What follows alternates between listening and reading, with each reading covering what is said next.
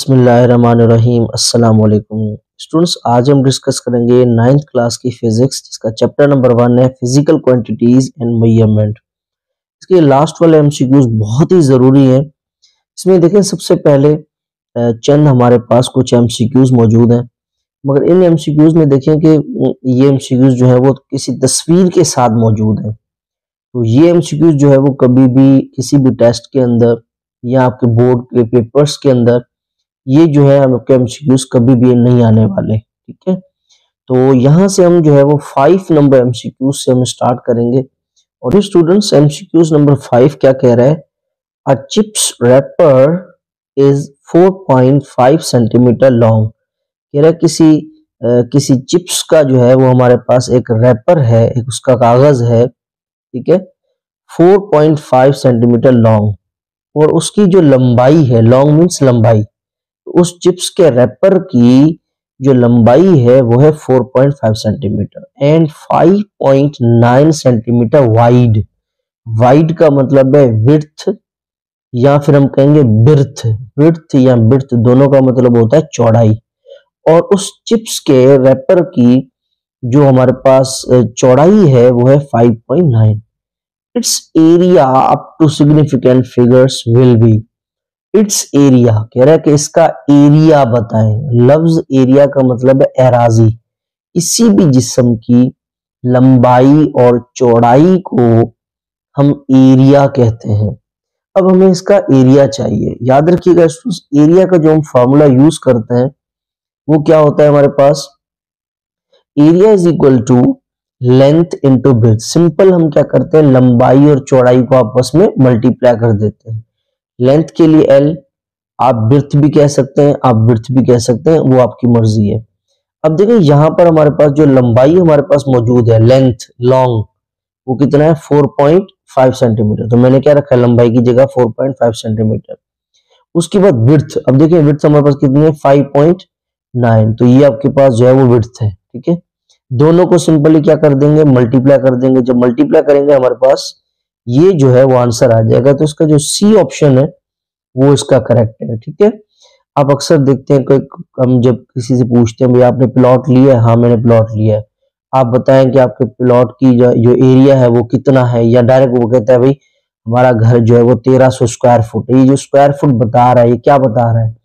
ये basically area बता रहा होता है, लंबाई और चौड़ाई। ठीक है, और सेंटीमीटर को सेंटीमीटर से मल्टीप्लाई क्या हो जाएगा? Centimetre square.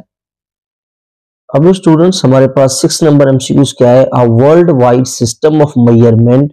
कह रहे पूरी दुनिया के अंदर जो सिस्टम इस्तेमाल किया जाता है किसी चीज को मेजरमेंट करने के लिए, नापने के लिए, इन विच, जिसमें unit of the base quantities were introduce, और उसी में ही बेस क्वांटिटीज का तारुफ करवाया गया था।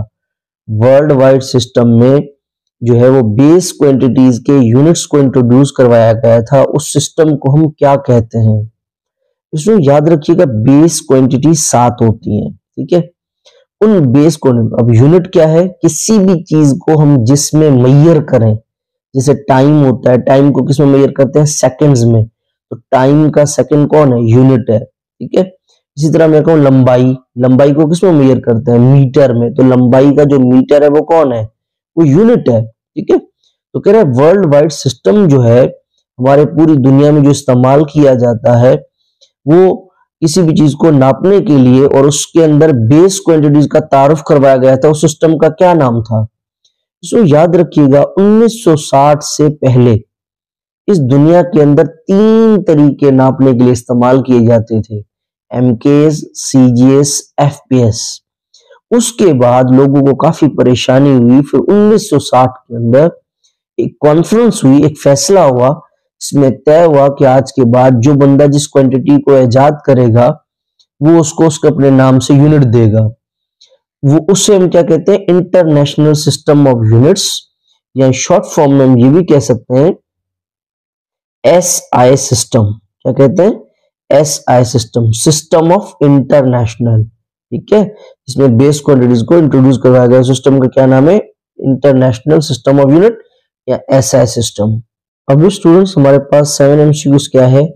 ऑल एक्यूरेटली नॉन डिजिट्स, वो डिजिट्स जो बिल्कुल एक्यूरेट होते हैं, सही होते हैं या रिलायबल होते हैं या जिन पे भरोसा किया जा सकता है, और फर्स्ट डाउटफुल डिजिट्स, और वो रकम जिसके अंदर डाउटफुल डिजिट हो, जिन पे हमें शक हो रहा हो, इन एनी एक्सप्रेशन, किसी भी मैथमेटिक्स के जुमले में या किसी भी वैल्यू में, उसे हम क्या कहते हैं।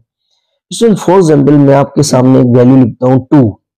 अब देखिए, मैं अगर आपसे पूछूं ये क्या लिखा है तो आप सिंपल कहेंगे ये 2 लिखा है, मगर मैं लिखूं 2.9, मेरे को मेरे जेब में इतने पैसे पड़े हुए 2.9। अब देखिए जो पहले वाला डिजिट है पॉइंट से पहले, ये क्या है, बिल्कुल एक्यूरेट है, ये रिलायबल है, जिसपे भरोसा किया जा सकता है। मगर देखिए पॉइंट के बाद वाला जो डिजिट है 9, ये हमें क्या पैदा कर रहा है, ये हमारे माइंड के अंदर डाउट पैदा कर रहा है, ठीक है। इसी तरीके से देखिए 9.99, ये देखिए ये पॉइंट से पहले वाली जो वैल्यू है वो क्या है, एक्यूरेट है, बिल्कुल रिलायबल है, जिसपे हम भरोसा कर सकते हैं। मगर इसकी जो बाद वाली वैल्यू है 99, इस पे हमें क्या हो रहा है, शक हो रहा है। हम हमेशा 9.9, मेरे को मेरी जेब में ना पैसे पड़े हुए 9.999। तो देखिए पहले वाला 9 तो समझ में आ रहा है, उसके बाद वाला जो डिजिट है वो हमारे माइंड में क्या पैदा कर रहे हैं, डाउट पैदा कर रहे हैं, शक पैदा कर रहे हैं।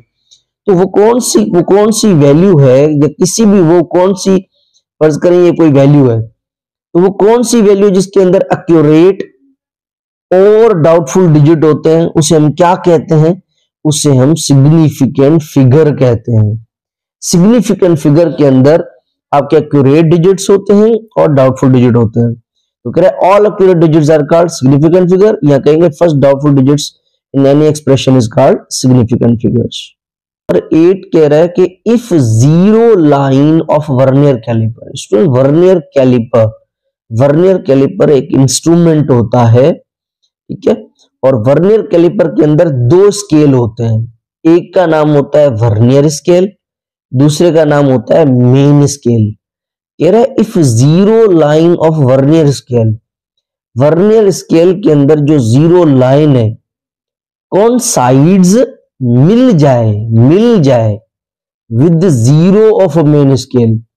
अगर वर्नियर कैलिपर में वर्नियर स्केल की जीरो लाइन मिल जाए मेन स्केल के जीरो से, तो फिर जो ऐसा एरर होगा उसे क्या कहेंगे, सो हम उसे जीरो कहेंगे। क्या कहेंगे, zero line of vernier caliper, zero line vernier caliper की अगर मिल जाए मेन स्केल के जीरो से, तो हम उस जीरो एरर को हम जीरो कहेंगे। हम कहेंगे कोई एरर नहीं है, वो जीरो है, ठीक है।